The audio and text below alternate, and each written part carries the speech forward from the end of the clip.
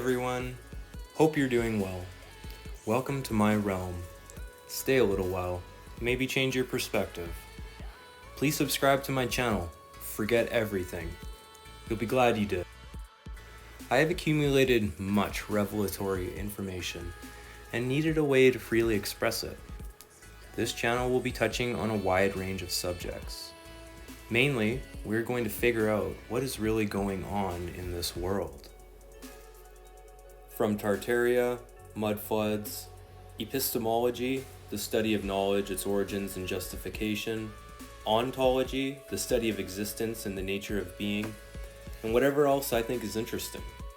This channel will also document my journey with fitness, nature, snowboarding, archery, prospecting, and my fur babies. I am far from perfect, but would like to think that I have the perfect model to follow, my creator. This is the biggest piece of my life, my struggle to understand the truth. I realize that most people are not on a truth quest. I want to throw out some evidence and ideas that are new to most. All over the world, we see the same architecture. This building here is from New York. This one is from Shanghai, China. Another one from Cuba. This one from Spain. And this final one is from my hometown, Vancouver, Canada. Maybe we should actually start with the oldest architecture we find, or the oldest architecture we can still find that's recognizable. And maybe if we look at some of these patterns and some of the way these structures look, we'll notice that this is a worldwide system. A system that clearly has patterns that are the same all over the world, and they look like they span through time as well. We have many modern buildings that seem to serve the same function as these old buildings in their layout. Whatever that function might be, I'm not sure. If you are having trouble seeing what I am talking about, that is completely normal and expected. It takes a long time and a lot of study to be able to see the truth in our world. We have been conditioned to not ask key questions, to believe whatever we've been told, even if it's irrational. Some of us need to pull our heads out of the sand and forget everything we've been taught.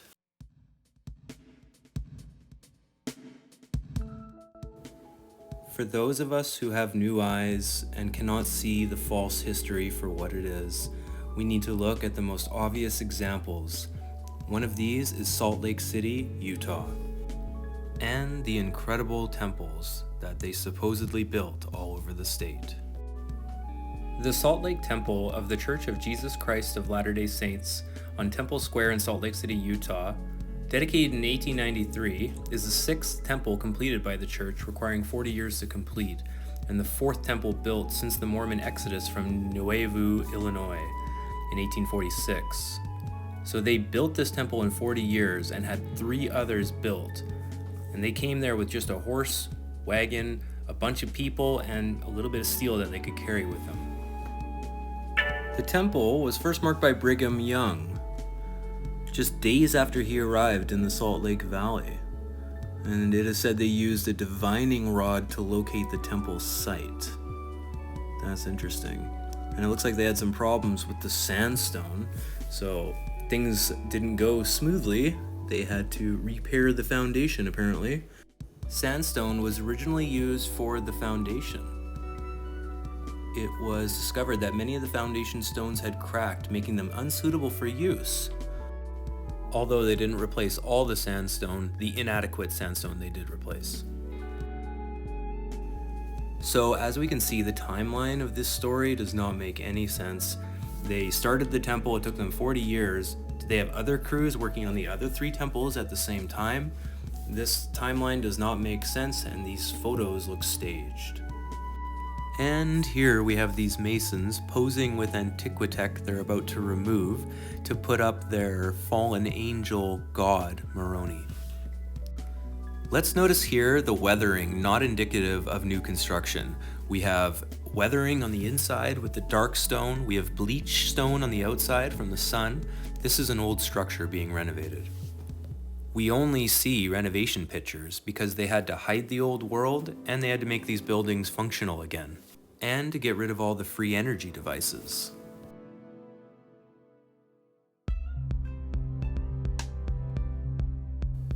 One thing we should definitely be seeing is photos of the very first stages of construction. They had photography, they could take pictures. These buildings were obviously very, very important. They had religious significance. It was a huge part of their culture. Just the foundation for some of these buildings would have taken nearly a decade to make. You have to dig it out, clear the land, survey, you have to figure out drainage. There's a million things that you have to do before you even put the foundation in. Once the foundation is in, they would have pictures of that to document what happened and how it was done. So here's a random church I just wanted to show you. A small community coming over land with horses and carts and maybe a little bit of steel that they carried with them and as many people as they brought. But a small community would have only been able to build a few of these churches at first in the first 40 years. And I think these are the 3 other churches or temples that they built around the same 40-year period. Again, an insanely unnecessary amount of detail for these early settlers.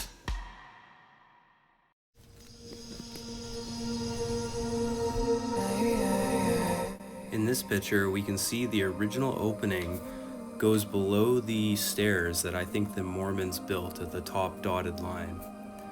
Eventually, this place got renovated, and someone dug it down. They revealed the original foundation 14 feet below where the Mormons found the earth level, and I think there was massive doors in there that would have been half stuck in the dirt, and the people who found this structure would have had to remove those doors and put in stairs.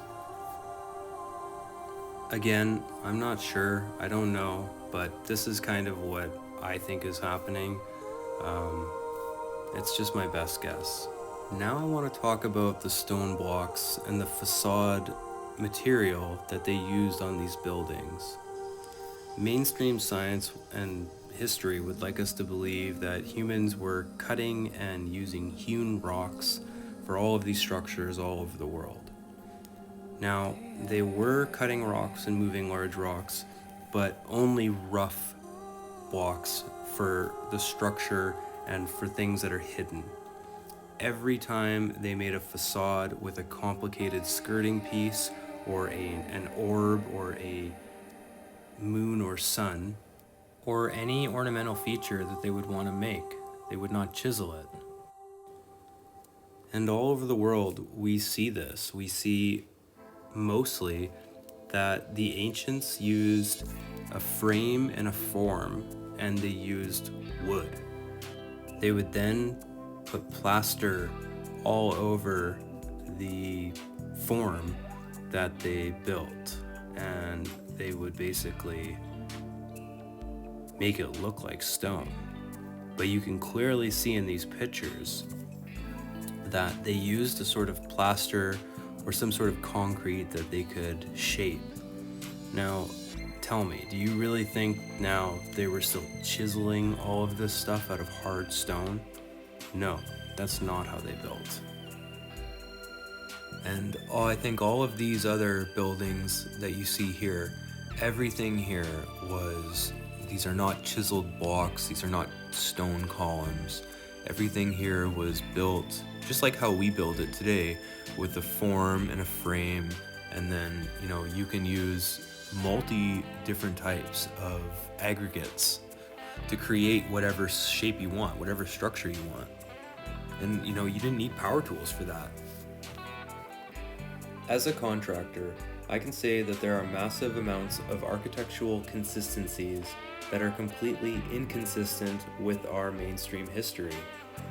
I think we are looking at achievements of a previous civilization, one that spanned our entire realm and lasted around a millennium. I think there have been many cataclysms that create a reset point for civilizations of history.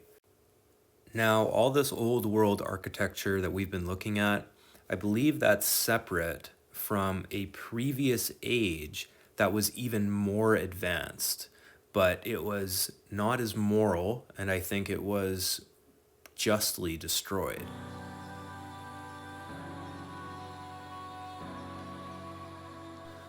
This was an age that was run and ruled by the fallen angels.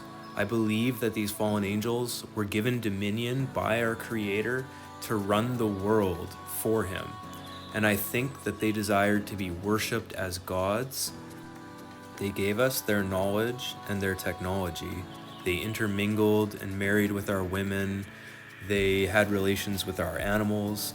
And I'm pretty sure that they were due their destruction. And I think that's how we have giants in the past.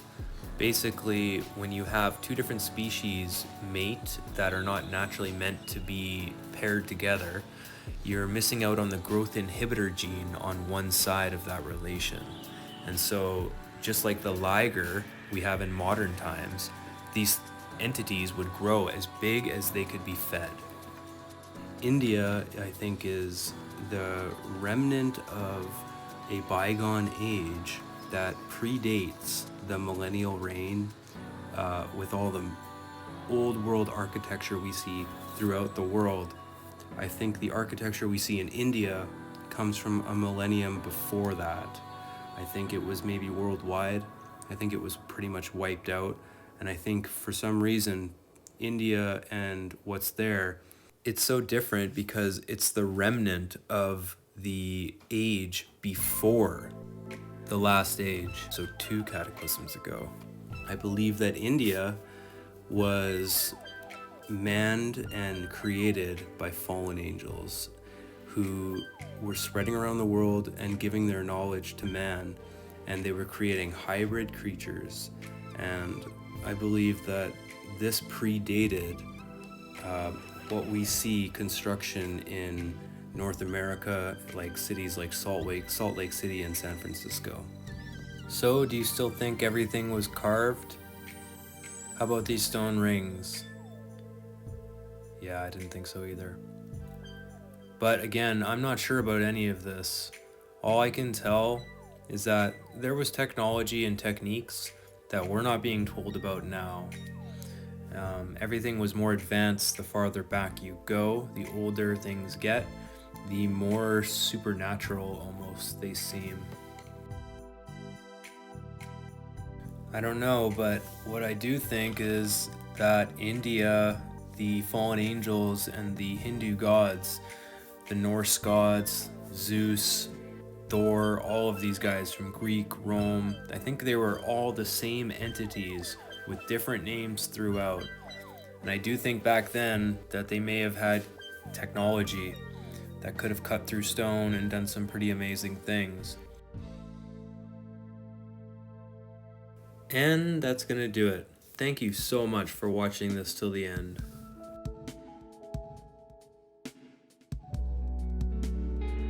Do have a glorious day. Please like, share, and subscribe. And maybe we should throw out the baby with the bathwater. Let's forget everything so that we can make some room for the truth.